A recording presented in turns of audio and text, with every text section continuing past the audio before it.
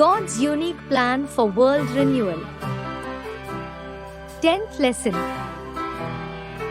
Lakshmi Narayan.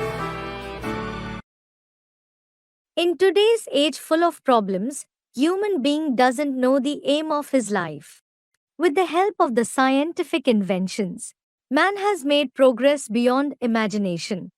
Yet he isn't satisfied. Modern education does make man into a doctor, engineer, lawyer, scientist, politician, or a businessman, but it can't enable him to experience the true and permanent happiness and peace. In a hurry to acquire temporary happiness and peace, human being either indulges in vices or becomes detached from the materialistic happiness and becomes a sannyasi.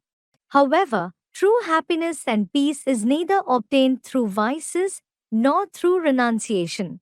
It can be obtained only by studying God's knowledge and practicing Raj Yoga while leading a household life. Sri Lakshmi and Sri Narayan and their divine creation, who represent this very life full of true happiness, peace and purity, have been depicted in this picture. This picture of Lakshmi Narayan is also included among the 4 main pictures which were prepared based on the divine visions of Dada Lekhraj Brahma.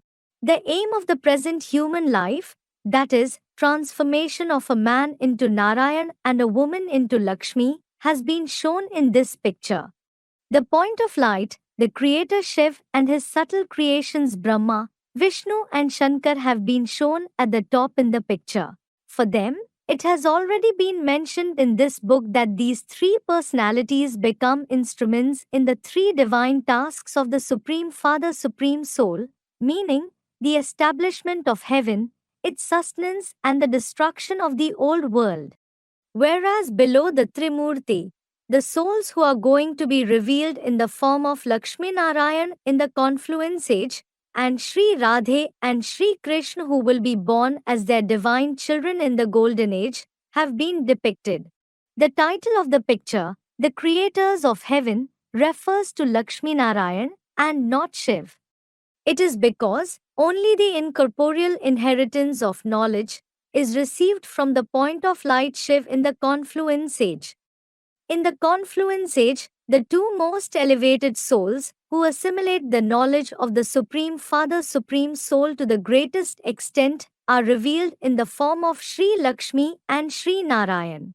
And when the golden age begins after the destruction, the souls of Dada Lekhraj Brahma and Om Radhe Saraswati themselves are born to them as Sri Krishna and Sri Radhe respectively.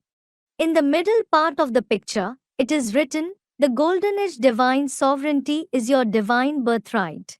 It means, just like the mother and the father of the world assimilate the knowledge given by the Supreme Father Shiv in the confluence age and become Narayan from a man and Lakshmi from a woman, similarly, every human being can assimilate this knowledge and become a deity in this very birth.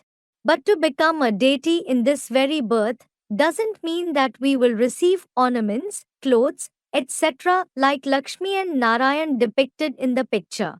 Actually, these ornaments, etc. symbolize the divine virtues. The light shown all around the confluence age Lakshmi Narayan in the picture is actually the light of God's knowledge and of purity, but the souls who will be born to them as Radhe Krishna in the golden age are shown just with the crown of light behind their head. This symbolizes purity.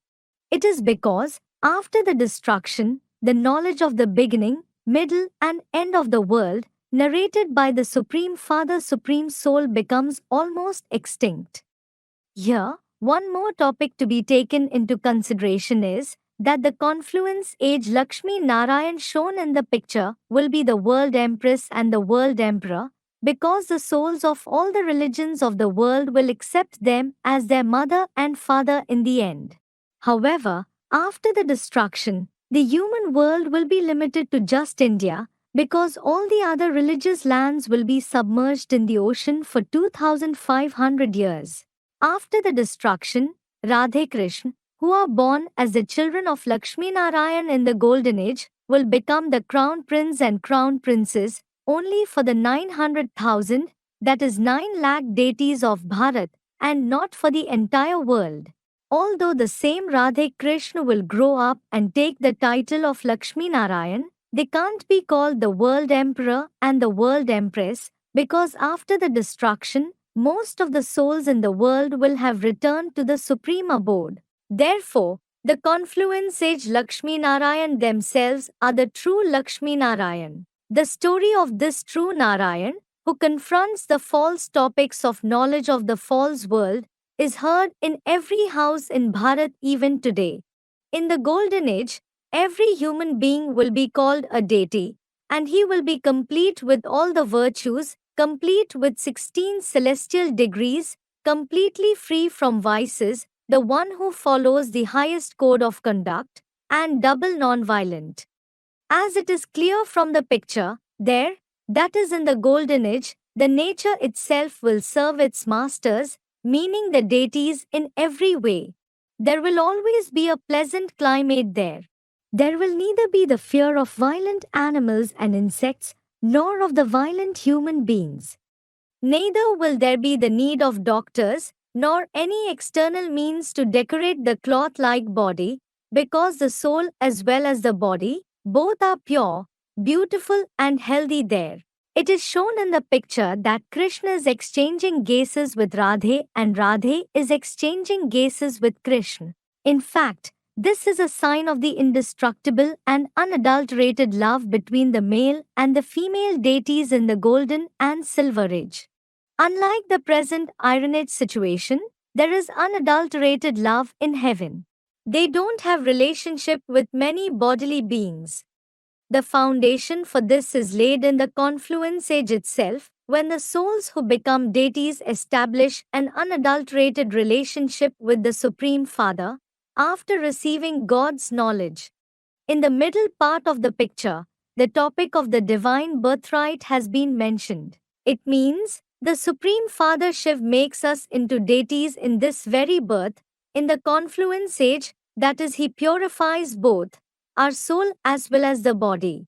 In the near future, before the destruction of this Iron Age world, the souls will certainly become pure through God's knowledge and Rajyog, but after the destruction, the bodies of the human beings who stay alive and who are to become deities will also be rejuvenated in the same way as a snake sheds its old skin and acquires a new one. Therefore, now, in this diamond-like period of the confluence age, when the Supreme Father Shiv is giving the teachings of divine knowledge and Raj Yoga through the medium of Prajapita Brahma, it is our duty that we should also make Purusharth to become Narayan from a man and Lakshmi from a woman while leading a household life.